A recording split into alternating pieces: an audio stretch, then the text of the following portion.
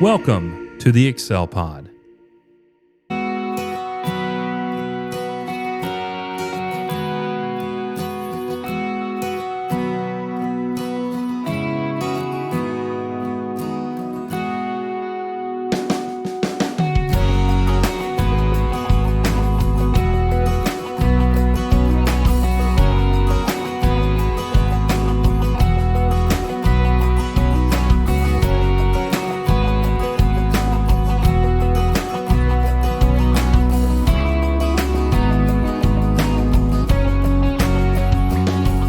Welcome to the Untied Podcast, where we unravel the knots of life with faith, wisdom, and encouragement, because together we're here to untie from tradition and embrace truth through powerful Bible teaching.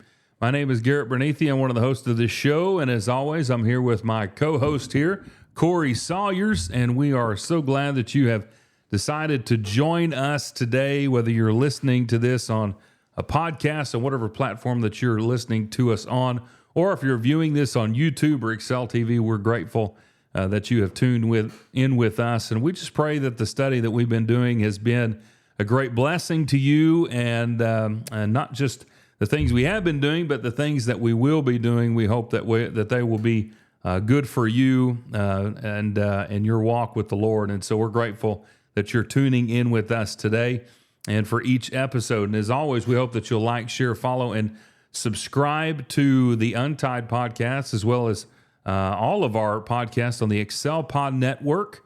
You can just go to excelstillmore.net, head to the Excel Pod, and you can see all of the different podcasts we have there. Corey, we actually just added one more podcast last week called Organic Christianity with Matt Jones, and he does an excellent job.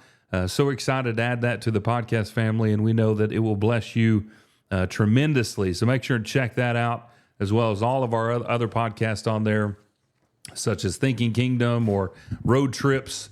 All of those are just really excellent podcasts. But we're happy that you have joined us today on the Untied Podcast, the original podcast on the Excel Pod Network. And we just hope that your day is going well. So as we get started here, we've got a lot to talk about today. We're still in the Sermon on the Mount, Matthew chapter 5. We're getting into a fourth contrast that we're going to be discussing today. But before we get into that, Corey, what's been cooking, my friend? Well, the temperatures in West Virginia, it was 60s until we got there, and then upper 80s and lower 90s, and then when we left, it dropped back down to the 60s. So they thought we brought the Tennessee weather with us, but you were cooking for a few days.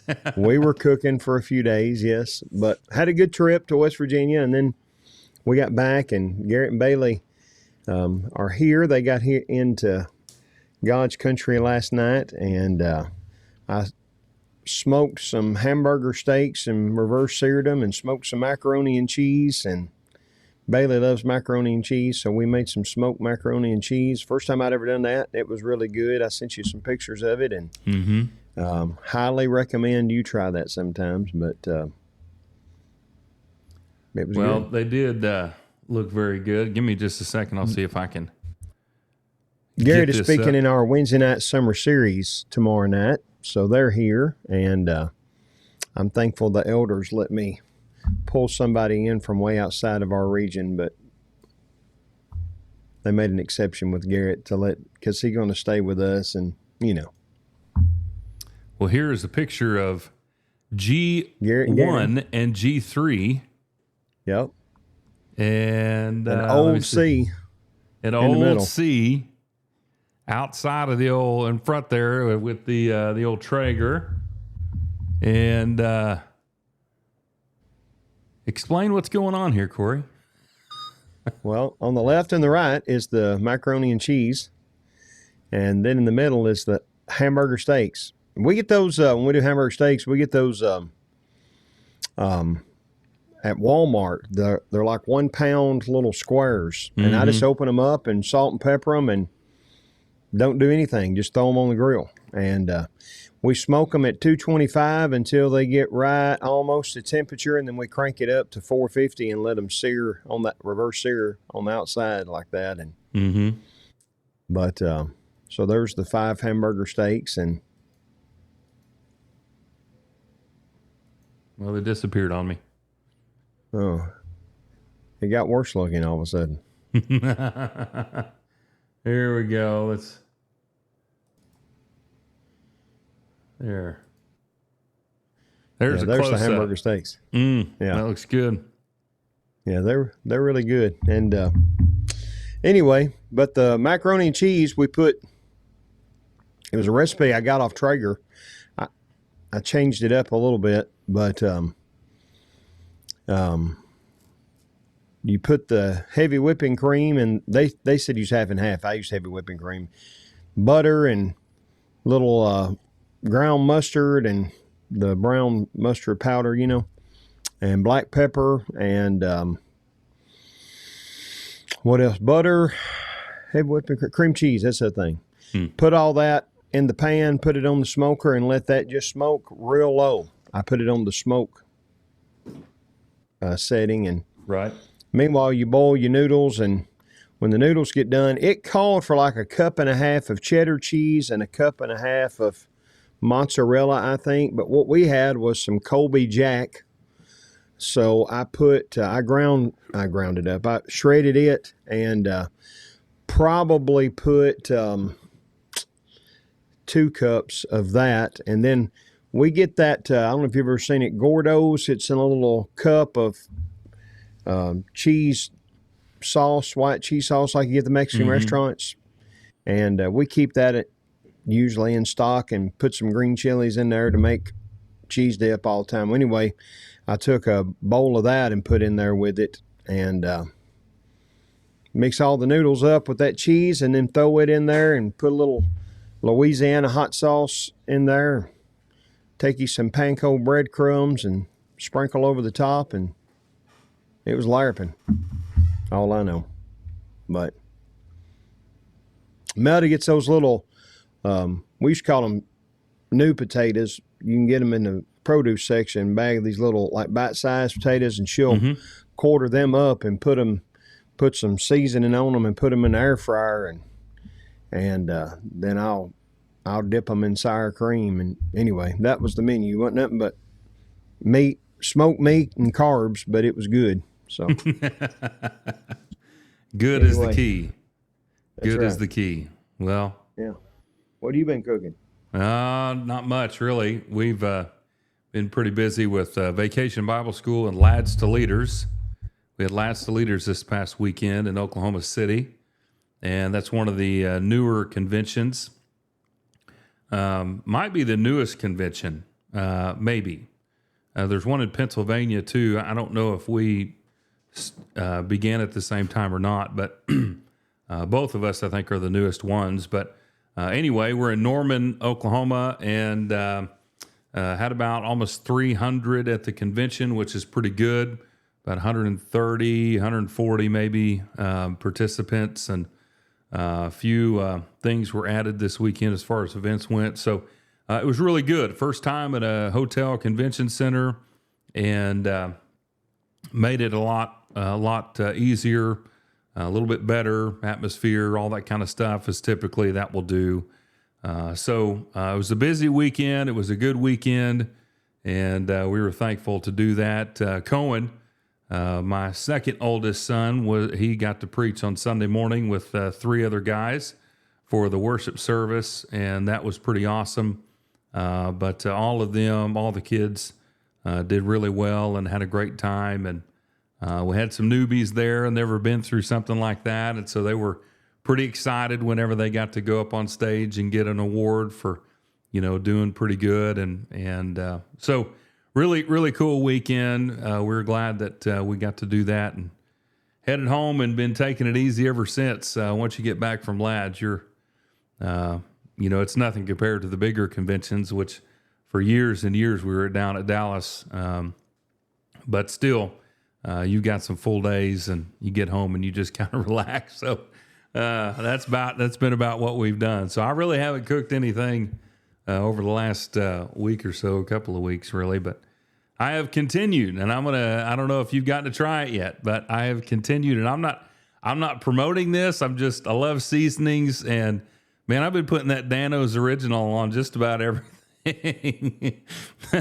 Just about everything. I put it on my sandwich. I put it on. Kristen got up and made some biscuits and sausage gravy yesterday morning. I tossed some on that. Man, it's good. So I don't know if you're looking for a good seasoning to try out.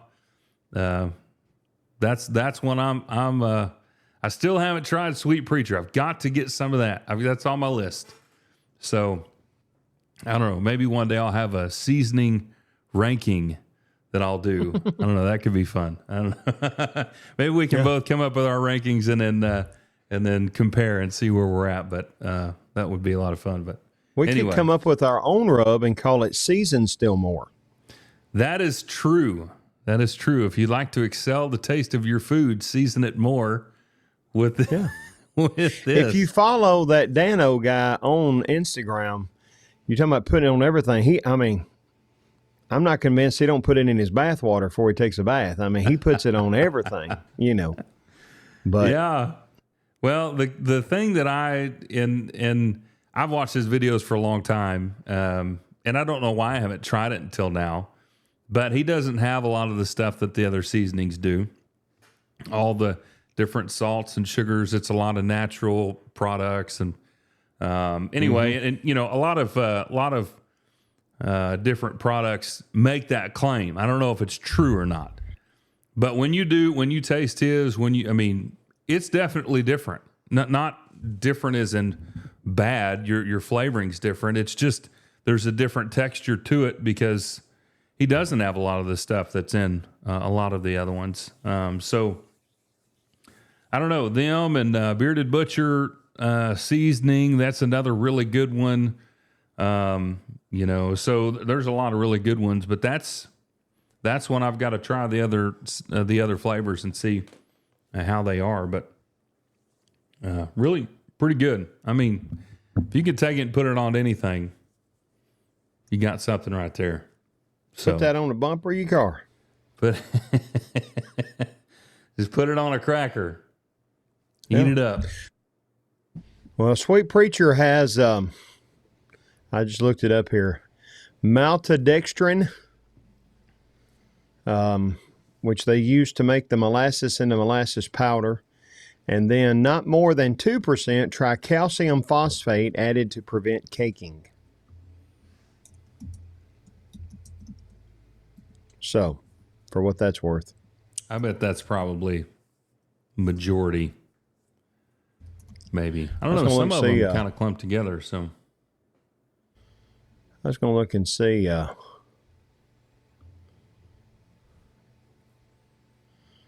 what they had on Dano's. If it tells here.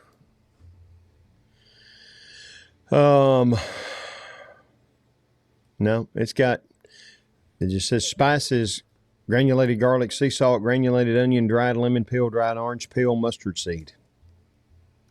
So it doesn't have, if it's got something in it that I have to look up in the dictionary how to spell it, that's probably not a good thing. You know what I'm saying? It's true. That's true. And I'm looking down through all of the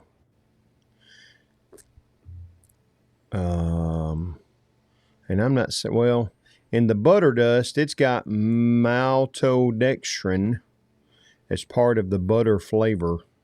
Guar gum, I'm not sure what that is. Annatto extract for color. Same with butter steak. But most of these doesn't have anything. Well, the cheesening has powdered cellulose for anti-caking, calcium proponate, which is a preservative. But most of these doesn't seem to have anything but just things that you could actually spell and find in nature. You know what I'm saying? Right. Dried orange peel. Anything with orange in it's bound to be better. Isn't that right? You would think. You would think. Well, it's good stuff. Well, it is good stuff. Like I said, I see him advertise all the time. He's all the time making all kinds of recipes and. Oh, I'm telling you, he's got it down, man. Yum yum, get you some. That's his catchphrase. That's pretty good. Mm-hmm.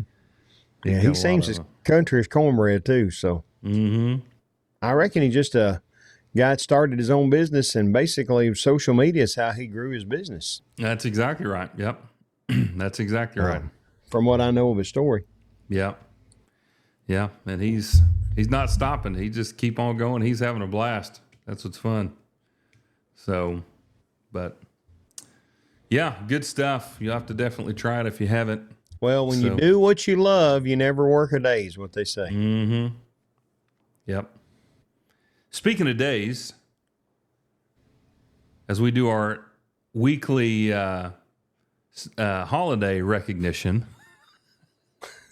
I don't know if you've already looked these up yet, but since you started this, now I've always pulled them up to see what day it is. So today, in case you were wondering, today is World Redhead Day.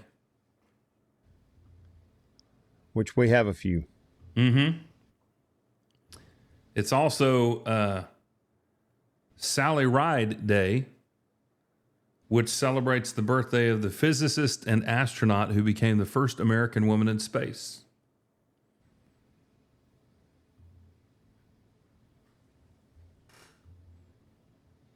Yep. It's also Independence Day. I don't know if you knew that. Independence Day for Georgia. It's also and Guyana. National Blueberry Cheesecake Day. Ooh. Oh, yep, I see it.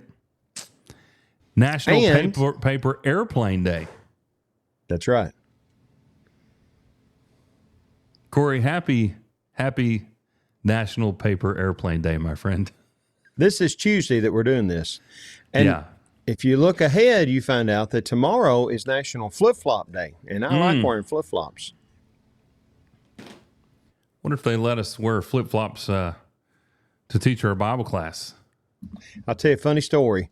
But when COVID was going on and we weren't having but one service, separated, and we only had one because we had all the stuff that we'd spray down everything with afterwards, and it had to sit for 8 hours or whatever. So, but in the spring and fall, when it was pretty, we would meet out in our pecan grove, and we'd tell people just bring your lawn chairs or whatever. And because of the fact that you're outdoors sitting in the yard and all that, I had on like a fishing shirt and I don't know what I had on, jeans or something like that, but I just wore flip-flops. It was hot. I had on flip-flops.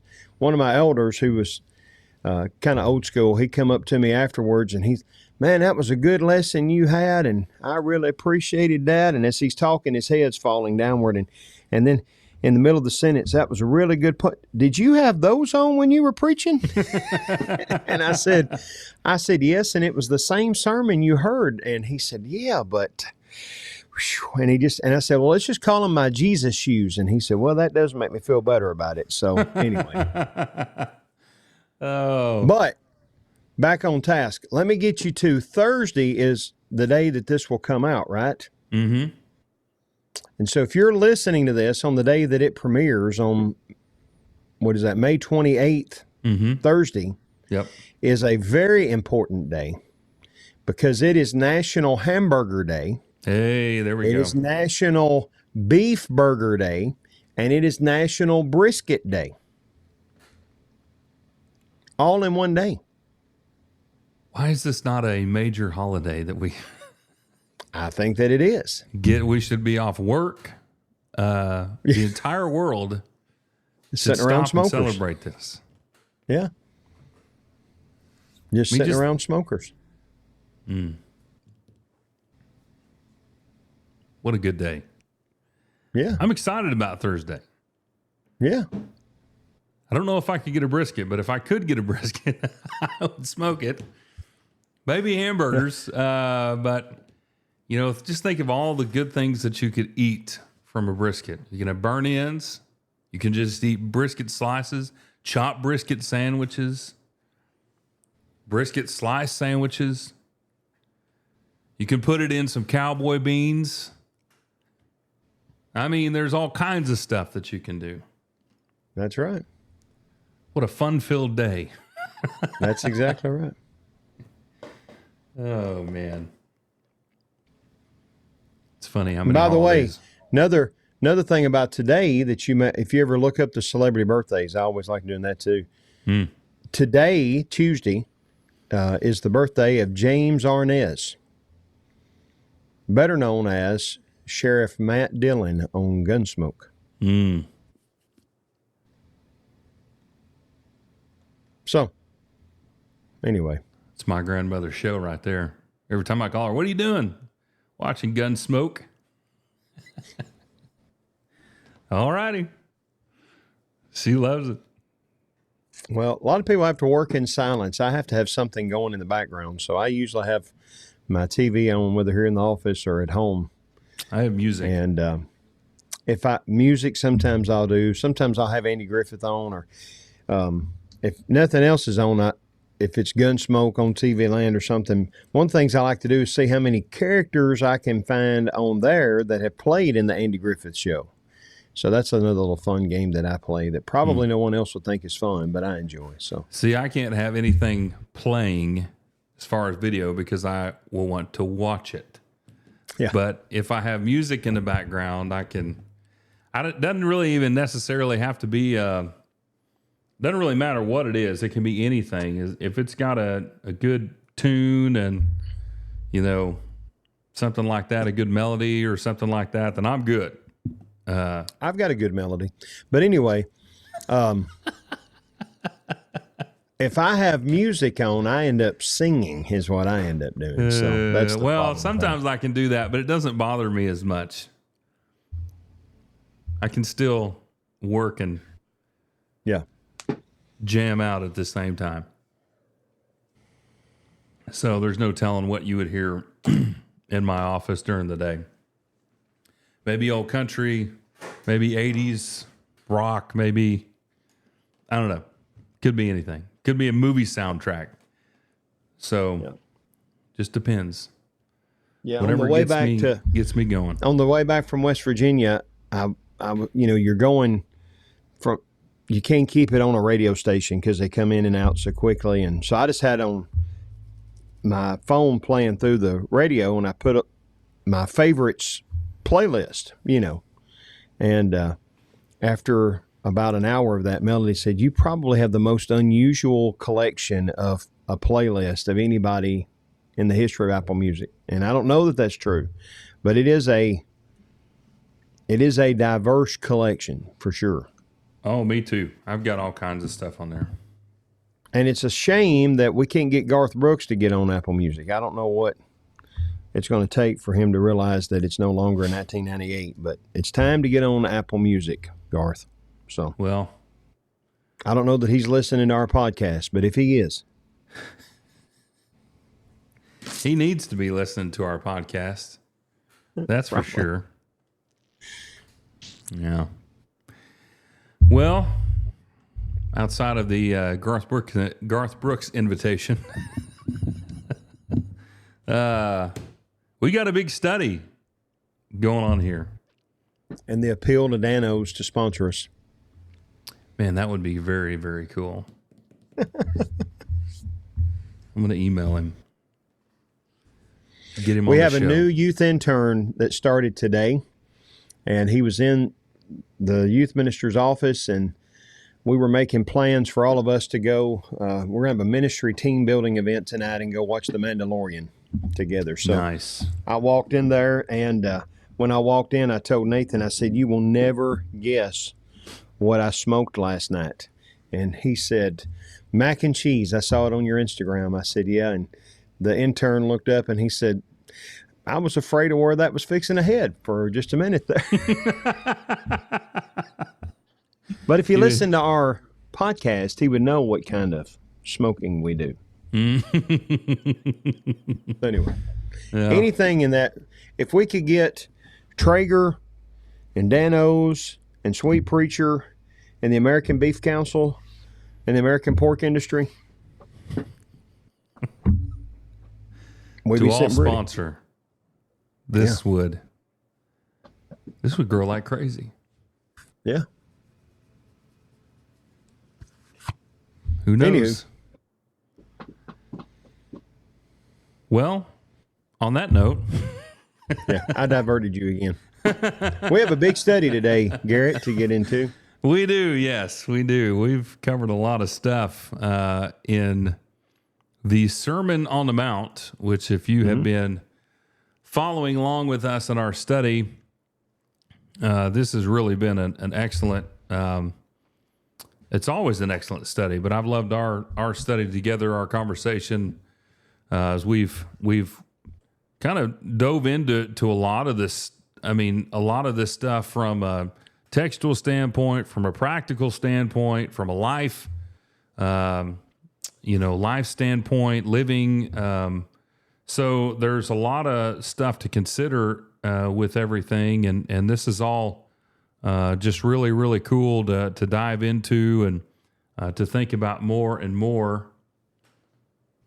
Hey, Corey, I've got somebody at the door. Hold on just a second. I'm going to pause this real quick. Then we can edit this. Behold, I stand at the door and knock. All right, so we are in Matthew chapter 5, and we've been noticing these phrases here as we've marked them a couple of different times. The phrase, "you have heard, but I say to you." And so there's a lot of contrast that we've been discussing here, and just to kind of catch you up if you haven't been following along, but to also remind you if you have been following along, the thesis statement is what we noted first, which is back in chapter 5 and verse 20, where Jesus says, "For I say to you that unless your righteousness surpasses that of the scribes and Pharisees, you will not enter the kingdom of heaven." But then we run into several contrasts, and the first one was from verse 21 through verse 26, and that's where we discussed the topic of anger, and we looked at the different stages of anger. Then we had contrast number... Do what? And these are contrasts in righteousness. What they said was righteousness, and then what Jesus is saying is God's definition of what real righteousness is. Right. In these areas. Right. And then we looked at the second contrast, which was verses 27 through 30, which is about adultery or lust. And so that's that section. And then we looked at last week, we kind of looked at both of these last week, really. But the third contrast, which is in verse 31 through 33, and it was over divorce. And so we looked at that topic and had a good discussion on that, which is always a hard discussion to talk about sometimes. But we had a very good conversation about that, a great study. And so today we are looking at a fourth topic here, which is about vows or oaths, depending on what translation that you have. We were actually talking about that before, where the New American Standard, if you're watching this, we have the New American Standard in front of us, but it talks about vows, while the ESV will talk about the oath. So either one of those will fit into, of course, the same thing. So anyway, we're in verses 37 or 33 through 37, and that is the topic that is being discussed here. So, Corey, where do we want to start with this as we get going on our study? Well, it was the great George Strait that said, "I'll sign it at the bottom of the page. I'll swear under oath." Because every single word is true, and I think you need to know. Have you ever heard that song? Write this down. I'm trying to think of what song that is. I know just about all of them. But I'm trying to think. It's been a He while. says you can use it as a bookmark. You can stick it on your refrigerator door, hang it in a picture frame above the mantle where you'll see it for sure. Baby, write this down. Take a little note to remind you in case you didn't know. Tell yourself, I love you and I don't want you to. And then at the end of the song, he says, you can find a chisel. I can find a stone. Folks will be reading these words long after we're gone.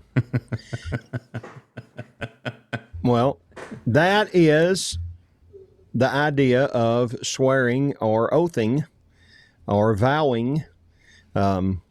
Verse 33, you've heard that it was said of old, you shall not swear falsely, but shall perform to the Lord what you have sworn. And that goes back to Leviticus 19 and verse 12.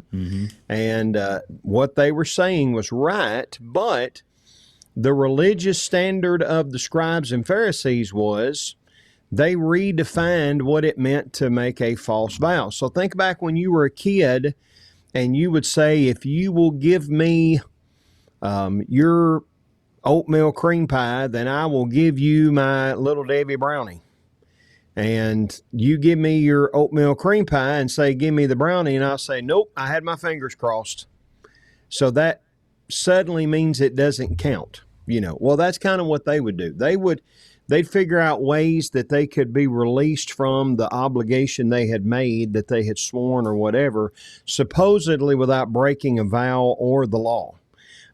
They were looking for that fine print in the contract, to where you could get out of it and not really mean what you said. And so that's why I started off with George Strait, because what the point of that song is what I'm telling you is absolutely 100% the truth. You can do whatever you want to, however you want to write it down, wherever you want to put it. It's not going to change the fact that that's the way that it is. That's not what the scribes and Pharisees were doing. They were making vows or oaths and then saying, now how can we arrange this or say this in such a way that it's not exactly a lie whenever we pull out of our obligation that we've made. Does that make sense? Yeah. So I guess the main teaching here, in fact, let's read it real quick. I know we've kind of gone through it a little bit, but verse 33 starts with, and again, this is the New American Standard.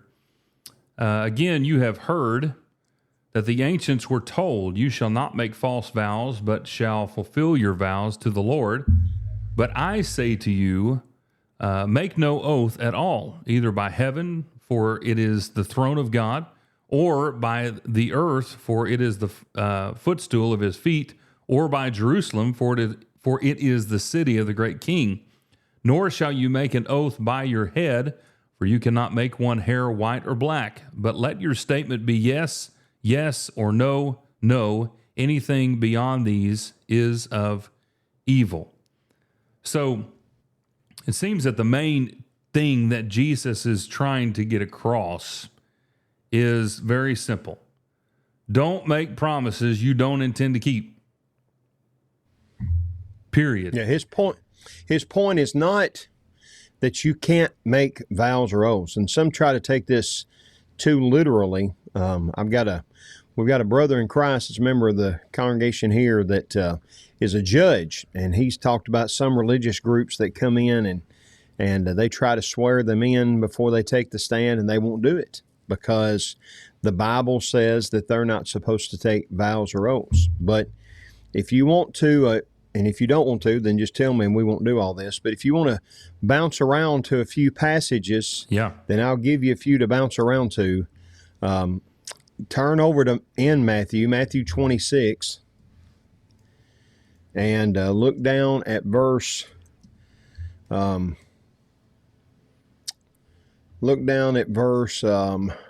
63 and 64. This is Jesus when he is being tried. There it is right there. But Jesus kept silent, and the high priest said to him, I adjure you by the living God that you tell us whether you are the Christ, Son of God. Jesus said to him, you have said it yourself. Nevertheless, I tell you, hereafter you will see the Son of Man sitting at the right hand of power and coming on the clouds of heaven. All right, so that word that's translated adjure is our word orkos, which is the word for put under an oath. So basically, he's saying, I'm asking you to swear or take an oath that you are the Christ, and Jesus does. He said, you said it. That's right. Okay? So Jesus made a vow. All right? If you turn over to 2 Cor in chapter 1, rather. What'd you say, chapter 1? Chapter 1, and look down at verse 23. This is Paul writing, of course. 23, but I call God as witness to my soul that to spare you I did not come again to Corinth. Okay, so what he's saying is, I'm taking an oath with God, basically. Does that make sense? Mm-hmm. And then over in Romans 1,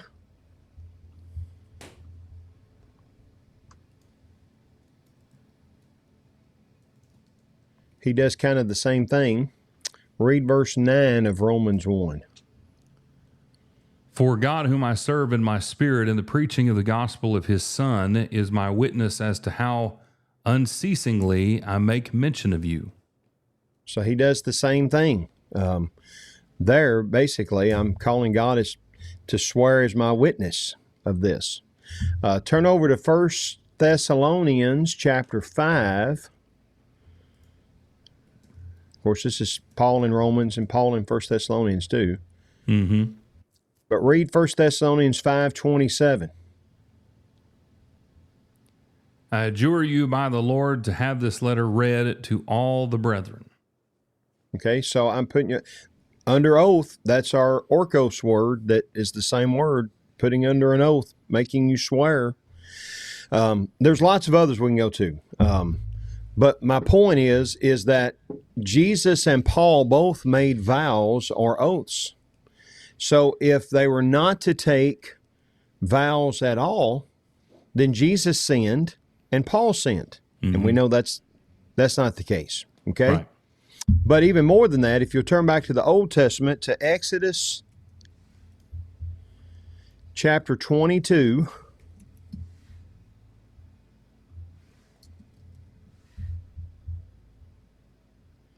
and start reading in verse 10 and read down through verse 11 when you get there. If a man gives his neighbor a donkey, an ox, a sheep, or any animal to keep for him, and it dies or is hurt or is driven away while no one is looking, an oath before the Lord shall be made by the two of them that he has not laid hands on his neighbor's property, and its owner shall accept it, and he shall not make restitution. So that's part of the old law, was making an oath, right? Mm-hmm. So if Jesus forbade oaths, he's contradicting the old. And by the way, you can turn over to Numbers chapter 5, and there's another one there. Earlier, we saw just a few verses before in chapter 5, Jesus says, I've not come to destroy the law, but to fulfill it. Mm-hmm. So he's not going to contradict it. In Numbers 5, verse 19, when you get over there, read that. I'm being bossy. I'm sorry. Nope, you're good. Verse 19, the priest shall have her take an oath and shall say to the woman, if no man has lain with you, and if you have not gone astray into uncleanness, being under the authority of your husband, be immune to this water of bitterness that brings a curse. All right, so this is all about a woman who's been accused of adultery, and one of the steps, if she's claiming to be innocent, she's supposed to take an oath or a vow. So again, if Jesus is forbidding oaths, then he's contradicting the old law, and he's not doing that. So again, like you said, the point is not don't take a vow or don't take an oath, but it's better not to take an oath than not to keep the oath. And that's the point that Jesus is trying to make. As you said a few moments ago, just be men of your word, be women of your word. Say what you mean and mean what you say, and let it be done at that. You can swear an oath or you can make a vow or whatever, which is kind of what we're doing a lot of times, even when we don't say it. You write a check, and what are you doing? You're vowing or making an oath that I've got this much money in the bank account, and when you present this to my bank, they're going to give you this money. I mean, there's lots of those kind of things, but be men of if you're writing a check, make sure you got the money in there. If you tell somebody you're going to do something, whether you say, that's like what we do in elementary school. What I didn't say I would, I promised I would do that. Well, whether you say I promise or I swear or I take an oath or I whatever, you shouldn't be trying to look for ways to get out of what you said, which is really what the scribes and Pharisees were doing. And, it's not as if, like we think when we're in elementary school, that certain words are the formula that I've got to do what I say, and certain words are not the formula, so I don't necessarily have to do what I say. Just be men and women of your word. Yeah. Well, it seems that verse 37 is really the point. And I think some translations have this worded a little bit different. Let me see if I can. There's the English Standard. Let me bring this up here. Verse 37. Man, I need to make that bigger. So here's the ESV. Let what you say be simply yes or no. Anything more than this comes from evil. So I think that's a really good way, maybe a little bit more clearer way to say what the New American Standard is saying, but let your statement be yes, comma, yes, or no, comma, no. Anything beyond these is of evil. So that really is the point of the statement, it seems. It is the point that he's making, not to not make an oath, but like you said, an oath, a promise, a vow, a certificate, a contract is only as good as the people are who are trying to uphold those things. And so this is not a teaching on the idea of oaths. It's a teaching of being trustworthy. It's a teaching on being on being able to keep your word. It's a teaching on how righteous you are to be by upholding the things that you say. And so if we take this back to maybe not really a different perspective, when you look at Jesus, and you look at God as a whole, and you look throughout history. I've been doing a class on Sunday mornings that have been looking at the promises and prophecies of God. And in each of those, which those in some ways might be the same, but they're also different. But when God makes a promise, he upholds that promise. He keeps it, and he keeps it to the utmost. He fulfills everything. So when he made that promise, that vow, whatever you want to call it, to Abraham at Genesis 12, he has been fulfilling that promise all, since that point. And everything that has been done throughout that time, since that promise was made until now, he's kept every single promise. He promised, said it was, you have prophecy, you have promise. You can intermingle these in whatever way. But Israel knew that they would be in Babylon for 70 years. After 70 years, you'll be able to go back. Well, Daniel 9 and verse 1 and 2, you have Daniel reading from the prophet Jeremiah that they were going to be here 70 years. Well, what happened after 70 years? They were released back. God makes the promise that they're going to go into the promised land. Well, what does God do? He takes them out of Egypt, and they go into promised land. He makes promises to us. We can have the promise of forgiveness of sins. We can have the promise of eternal life. We can have the promise of fellowship with him. I mean, there's all kinds of promises that we can make, and I'm just shooting off the cuff right now with some of these easy, quick examples. But God is a God of promise keeping. And if we are going to be the type of people that he wants us to be, then we need to be people of promise keeping.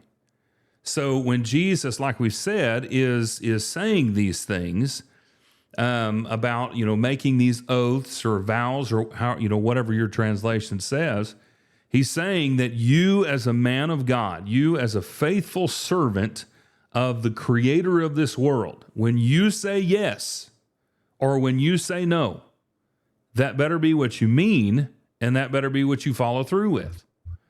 So this is about being trustworthy. It's about being honest. It's about fulfilling the things that you say, because righteous people keep their word.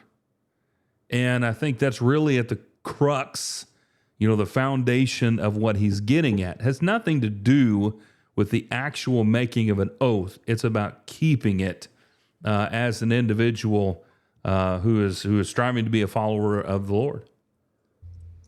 Mm-hmm.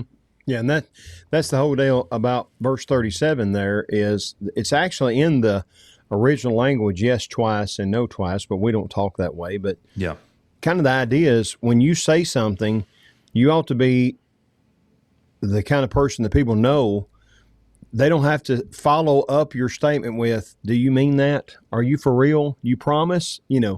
But whenever Garrett tells me something, I know you can take it to the bank. You probably heard it. Garrett Beneath tells you something, you write it in front cover of your Bible, because it's, that's the way it ought to be with us, is people know that we're men and women of our word, and we don't have to go beyond that necessarily to prove that. He's not saying that it's wrong to do so. He's just saying that, that ought to be the kind of character that we have, and the word that we have, people know that.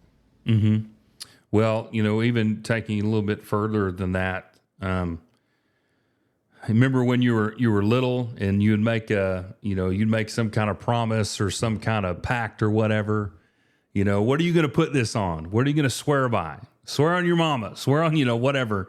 We've all said and done that stuff when we were little. But here, if you are somebody who is truly trustworthy, your word means something. There's no need to swear by or on anything else. Your word is good enough because you have built that reputation. You have established that understanding with those people around you. Now from a practical standpoint, a life standpoint, how does that help you as an individual? And I know that really this we can go on a lot of other stuff, but this teaching is fairly straightforward. Now, if you understand that verse 37 really is the meaning here, what he's getting at. But how does this help you? How does it help you in your family? How does this help you in the workplace? How does this help you if you're a preacher or an elder or a deacon or, just a member of a congregation? How does this help you by being able to be truly trustworthy? Are you asking? I thought you were going to talk. Yeah, I'm sorry. Well, it helped. Obviously, as someone who's trying to share the gospel with others, if people know you're telling the truth, there's credibility there. You're trying to teach your children. Well, there's credibility there. One of the things, I may have talked about this before. We have raising our boys. We had lots of rules, obviously, but we had what we called the 3 unbreakable rules. Mm-hmm. One of which was, you don't lie, because, and we would repeat this so the boys even now can recite this to you, but you don't lie, because if you lie, then we don't have trust, and you can't have a relationship without trust. That's really home, community, work, church, whatever. That's what it really boils down to, is if you lie, if you're not a man, if you're not people of your word, then you don't have real relationships, because if you can't trust people, you can't really have a relationship with them. Going back to what you were saying about God, that's why we know we can build a relationship with him, is because we know he's going to keep his word. Mm-hmm. He's proven that, And for us, my marriage is based on the fact that, whether or not I'm going to keep my word. My relationship with my children, my parents, is based on whether my relationship as an employee-employer, whatever it is that we're in, it all comes back to that. But again, more specifically, we need to be, if we're trying to teach truth, then the only way people will accept it as truth is if they know we are truth-telling people. That's right. That's right. That that really allows you to build strong relationships. Mm-hmm. I mean, really strong relationships. Now, well, if we look at this from a textual standpoint, in those that Jesus is dealing with, we've already established in our first studies of this that Jesus is different. He's teaching things different. He is coming to them with the authority of these teachings. He has established and is continuing to establish his place among the people. Everything about him is just different from what they're used to.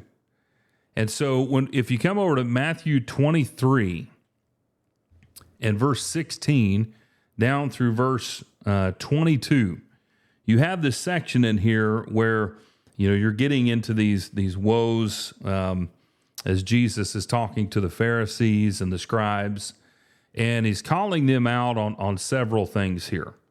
But notice what he says, and it really goes along with what we're talking about. In verse 16, he says, "Woe to you, blind guides who say, 'Whoever swears by the temple, that is nothing. But whoever swears by the gold of the temple is obligated. You fools and blind men, which is more important, the gold or the temple that sanctified the gold? And whoever swears by the altar, that is nothing. But whoever swears by the offering on it, he's obligated. You blind men, which is more important, the offering or the altar that sanctifies the offering? Therefore, whoever swears by the altar swears both by the altar and by everything on it. And whoever swears by the temple swears both by the temple and by him who dwells within it. And whoever swears by heaven swears both by the throne of God and by him who sits upon it." So again, we're getting back to this idea of what an oath is that's not kept. It's nothing. But one that, I mean, in the if you're swearing by something, which often was happening, you got to understand what that actually means. And so again, And say that. oh, go ahead. Go ahead. I'm sorry. Well, That's the way they were twisting things. right. Is they're saying, well, I'm swearing by the temple, not the gold of the temple. Well, all right. So what? Yeah. Let your yes be yes and your no be no. And if you want to be people that are trusted, then you got to be people that's not trying to get out of the words that you are telling people. Anything you say or any promise or swear, you're obligated to keep it. Again, he's not saying don't take any oaths at all. He's saying don't take an oath or swear when while you're doing so, I'm not going to keep this, and I'm wording it in such a way that I can trick somebody and get out of it. That's the problem. Yeah, and think about probably, I'm right off the top of my head, I can't think of anything, but I guarantee that this was going on. How many promises that were made and were not fulfilled, how many things that they had said and were not done, that whenever something serious in their mind came up or something that they wanted to push, if they wanted to, really make a statement, well, we want to do this, but I'm going to swear on this that we're going to do it. And if you throw the temple in there or you throw heaven in there or, something big like that, oh, well, they're really serious this time. So this is he calls them blind men. He calls them blind guides. He, obviously hypocrites in verse 15. He obviously throughout this whole section, he's saying that even down again in verse 23. But that's what they are. They're salesmen. They are bureaucratic group of individuals who are just simply selling their political beliefs to gain the people and have the backing. And this is one of the reasons why they hated Jesus so much, because he wasn't having to do what all of them were doing. He was showing them and teaching them and living by the things that he was teaching. And this is maybe why it's so cool to see this over and over again, especially throughout the synoptic gospels, that whenever it says he was teaching with authority, and especially in Mark, they were amazed, they were in awe, they were, all those words that are describing how they feel when they see him or hear him do something. You have to ask yourself, why are they in such awe? Well, he just told a man to get up and who was paralyzed probably from birth and go home. Yeah, that's a pretty big deal, right? You're going to be pretty amazed at that. And they were fearful and they were amazed. But that's not the only thing that they're amazed about. It starts off, they were amazed at his teaching. So he never had to do any of this stuff because he was always on, he was building the trust of the people, and his level of trustworthiness was so far above the scribes and the Pharisees that they were just simply amazed by who he was as an individual person. They didn't know who he was, just as an individual person. And if you can see it through their lens, I think that opens up this entire thing for us. And if we're talking about being untied from, our traditional values and what how the world shapes people to be, people who say this but don't really necessarily mean it or fulfill it. When we look at Jesus from their lens, that's what helps us to be more like Christ. Why is it they were so amazed? Well, how could somebody be amazed with me? Not because I'm important, but because whenever I say something, I do it, I fulfill it. That's what amazes people. And so I think that there's a true, there's a door that's open of opportunity for us to live in a different way, just simply by being trustworthy people like Jesus was. Mm-hmm. Yeah, and think about on the other side of that coin, who do we sound more like when we're trying to twist words to build an argument? Think about the Garden of Eden. Did God really say, or in the wilderness with Jesus, did God really say, didn't he say, trying to twist words? That's what Satan does. And if you're trying to twist words to get your way or to get out of an obligation or to convince someone of something, then you sound a lot more like Jesus would say your father, the devil, than you do who you claim is your father. Right. Right. And these are to be, real. If we're looking at the things that Jesus says over in Matthew 23, and then you connect them here, you have a whole lot of different instances where false teachers are coming in. Paul says in Colossians, they were full of empty deceptions.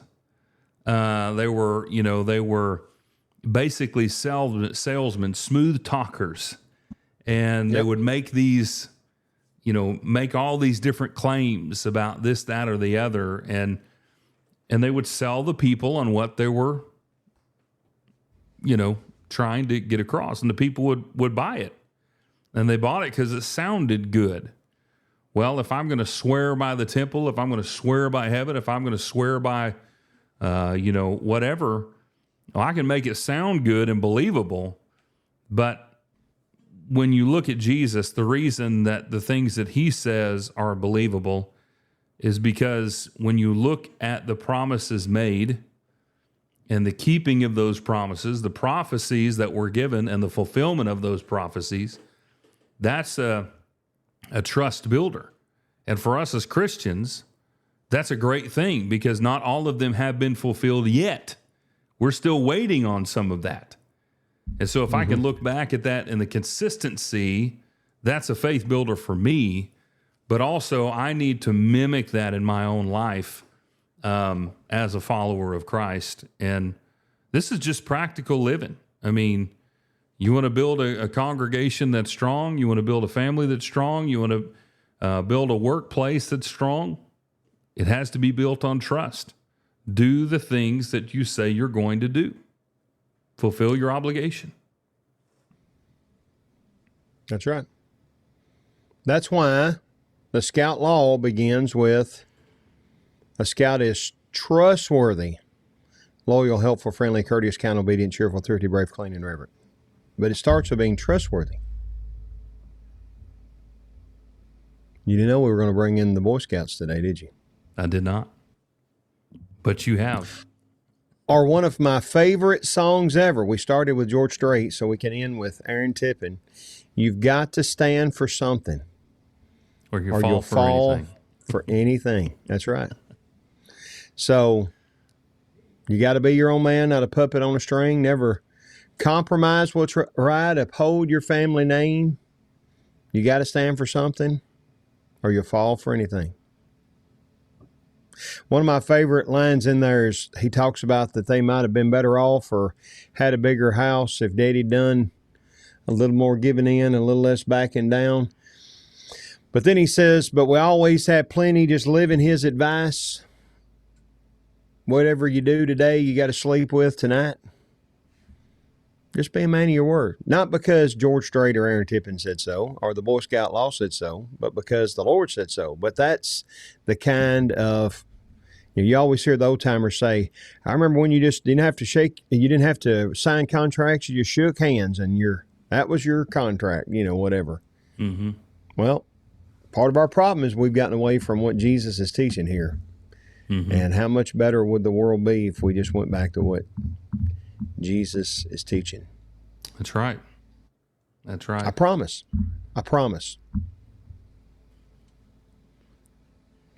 Or if you watch like Survivor, and they'll swear on their mother's grave, and then they'll get to the confessional thing, and they'll say, my mama's not even dead. She didn't have a grave. So I tricked them. Well, not really. I don't know what that means to swear on somebody's grave anyway, but I don't either. It's probably some kind of voodoo something. I don't know. Probably. Well, these are all good things to think about. Good songs to remember. To be honest, I haven't heard those songs in a while. There's a lot of other songs that could apply to this too. So, yeah.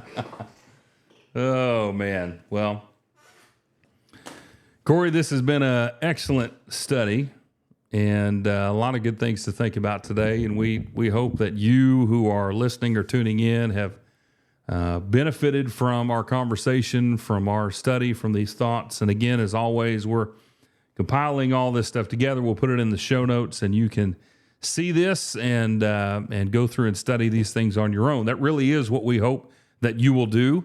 We can throw all this stuff out there, but we want you to do this on your own, to build your own faith. We're just kind of a guide to help you walk down that road of faith and build your own faith as you go throughout life. And that's important. We have to have our own faith because we can't get to heaven on each other's faith. We've got to get to heaven on our own faith. And of course, with one another, we can help build each other up in that way. And that's why we do this. We want to help you grow, to be edified and equip you with the things that we have studied, the things that we have learned, so that you can build your faith and go do great things for the kingdom, for your family, for those around you. And so we're just grateful that you've joined us today for another study on the Untied podcast and the Sermon on the Mount. Next week, we will be coming back to you with a fifth contrast that is going to be over revenge. And we'll be looking at verses 38 through 42. That famous line, the eye for an eye and a tooth for a tooth. We'll dig into that to see what all that means and think on that for our own lives. But until then, we hope that this episode has blessed you. We hope that your daily walk with the Lord is something that's growing, and we just hope that He'll continue to bless you in all that you do. So until next time, keep walking with the Lord and stay untied. Happy John Wayne birthday.